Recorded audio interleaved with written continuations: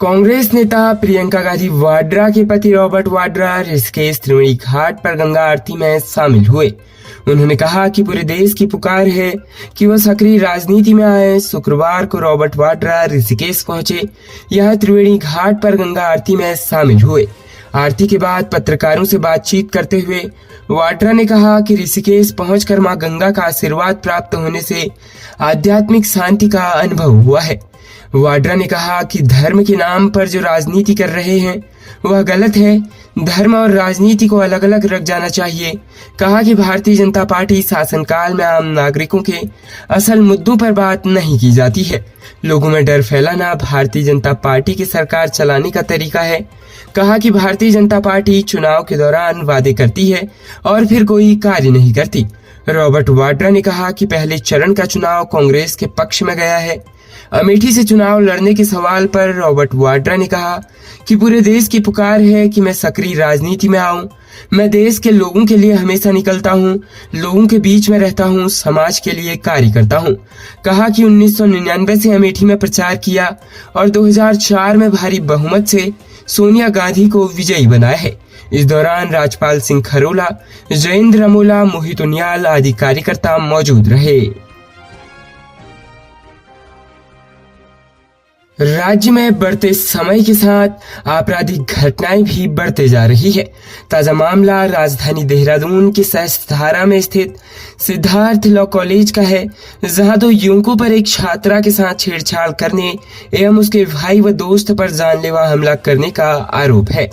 जानकारी अनुसार 26 अप्रैल 2024 को वादनी निवासी ज्वालपा एनक्लेव रायपुर देहरादून ने थाना रायपुर आकर लिखित तहरीर सौंपी कि सिद्धार्थ लॉ कॉलेज डांडा लखौंड सहस्त्रधारा रोड के बाहर रोहित चौधरी, रोहित तोमर, आदित्य व भूपेश कुमार द्वारा शिकायतकर्ता के साथ साथ छेड़छाड़ की गई तथा उसके भाई व उसके साथी को जान से मारने की धमकी देते हुए लाठी पाठल से उन पर जानलेवा हमला कर उन्हें गंभीर रूप से घायल कर दिया तथा उनके वाहन संख्या UK07 BP 908810 कार को भी क्षतिग्रस्त कर दिया।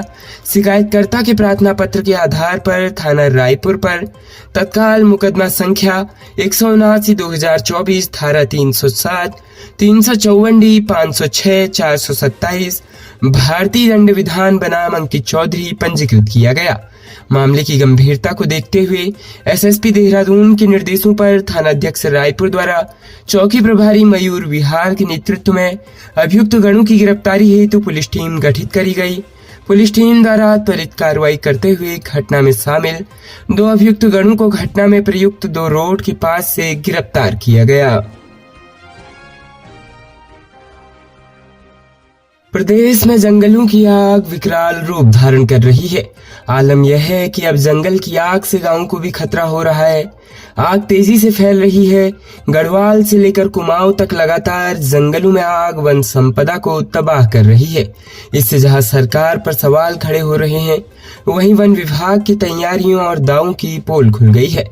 राज्य में अब तक आग की 575 घटनाओं में 689.89 हेक्टेयर जंगल को नुकसान पहुंचा है।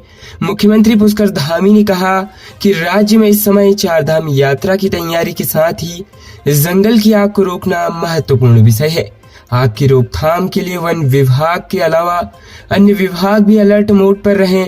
शुक्रवार सुबह करीब 9 बजे से ही नैनीताल जनपद के गेठिया क्षेत्र के जंगलों की आग पाइंस तक पहुंच गई। आग से ITI का खंडहर में तब्दील भवन जलकर राख हो गया।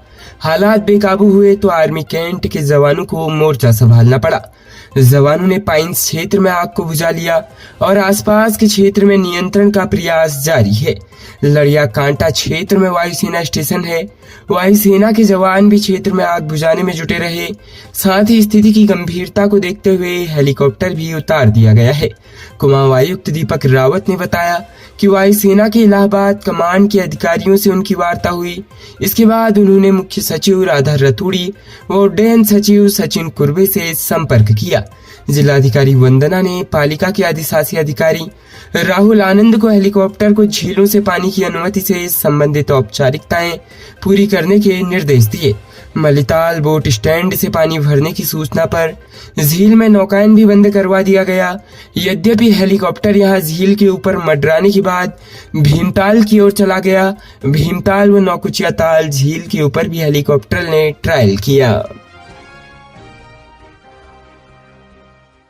राज्य उत्तराखंड की राजधानी देहरादून के राजपुर क्षेत्र में एक रेस्टोरेंट पर किसी बात को लेकर मालिक और युवकों में विवाद हो गया।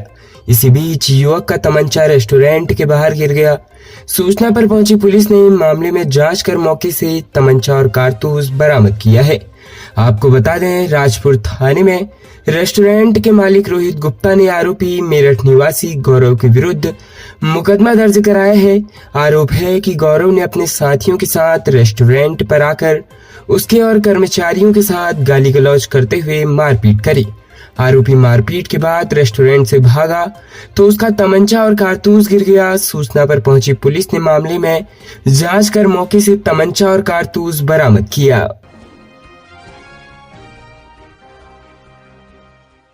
अमेरिका में प्रतिबंधित दवाइयां बेचने व मनी लॉन्ड्रिंग के आरोपी बनमीत नरूला के घर प्रवर्तन निदेशालय ने शुक्रवार को रात भर तलाशी ली। शनिवार की सुबह 5 बजे यानी 24 घंटे बाद टीम वापस लौट गई है। पुलिस सूत्रों के अनुसार ईडी को कई महत्वपूर्ण दस्तावेज मिले हैं। साथ ही बनमीत के एक पारिवारिक सदस्य को गिरफ्तार भी किया गया है। हल्द्वानी के तिकोनिया गुलाटी चिकन वाली गली में रहने वाले बनमीत नरूला अप्रैल 2019 में लंदन में गिरफ्तार हुए थे। मार्च 2023 में उसे अमेरिका प्रत्यर्पित किया गया। इसी वर्ष जनवरी में उसने अपना जुर्म स्वीकार किया था। अमेरिका कोर्ट ने बनमीत को डार्क वेब में ड्रग्स बेचने के आरोप में 5 वर्ष की सजा सुनाई है। वह जेल में बंद है। बनमीत से $150 मिलियन जब्त करने का भी आरोप है। बता दें कि बनमीत हल्द्वानी का रहने वाला है, इसलिए शुक्रवार की सुबह 5 बजे ईडी व देहरादून पुलिस हल्द्वानी पहुंची। ईडी व देहरादून पुलिस ने बनमीत के घर की घेराबंदी कर तलाशी शुरू कर दी थी। बनमीत के परिवारजनों से रात भर पूछताछ रही। कई महत्वपूर्ण दस्तावेज की जांच की। बैंक में लेन देन के मामले की जांच के लिए दस्तावेज कब्जे में लिए गए हैं। राज्य उत्तराखंड में 3 महीने तक गर्मी खूब पसीने छुड़ाने वाली है। मौसम विभाग ने राज्य में अप्रैल, मई व जून माह में तापमान सामान्य से अधिक रहने का पूर्वानुमान जारी किया है। वहीं उत्तराखंड राज्य आपदा प्रबंधन प्राधिकरण ने हीट वेव की आशंका के बीच इससे बचाव के लिए प्रशिक्षण कार्यशाला आयोजित करी। मौसम विभाग के वैज्ञानिक रोहित थपलियाल का कहना है कि लॉन्ग रेंज फोरकास्ट के अनुसार उत्तराखंड में अप्रैल, मई, जून का औसत तापमान सामान्य से अधिक रहने का पूर्वानुमान है। उन्होंने ये बात उत्तराखंड राज्य आपदा प्रबंधन प्राधिकरण की ओर से शुक्रवार को हीट वेव की तैयारियों पर आयोजित कार्यशाला में दी। राज्य स्तरीय प्रशिक्षण कार्यशाला में हीट वेव से बचाव को लेकर जरूरी दिशा निर्देश दिए गए। कार्यशाला में मौसम केंद्र के वैज्ञानिक रोहित थपलियाल ने हीट वेव के विभिन्न चरणों के बारे में बताया। उन्होंने बताया कि अगर मैदानी क्षेत्रों में 40 डिग्री तथा पहाड़ी क्षेत्रों में 30 डिग्री तक तापमान पहुंच जाता है, तब हीट वेव की परिस्थितियां उत्पन्न होने की संभावना बनाती है। कहा, अगर किन्हीं 2 जगहों का तापमान लगातार 2 दिन सामान्य से 4.5 से 6.5 डिग्री ऊपर चला जाए तो हीट वेव मानी जाती है। बताया, उत्तराखंड में मई के अंतिम सप्ताह तथा जून प्रथम सप्ताह में तापमान सबसे ज्यादा रहता है। खबरों में बने रहने के लिए धन्यवाद। खबरों से प्रकाशित रहने के लिए कुमाऊनी कुटुंब को सब्सक्राइब करना न भूलें तथा खबरों को शेयर कर सहयोग प्रदान अवश्य करें।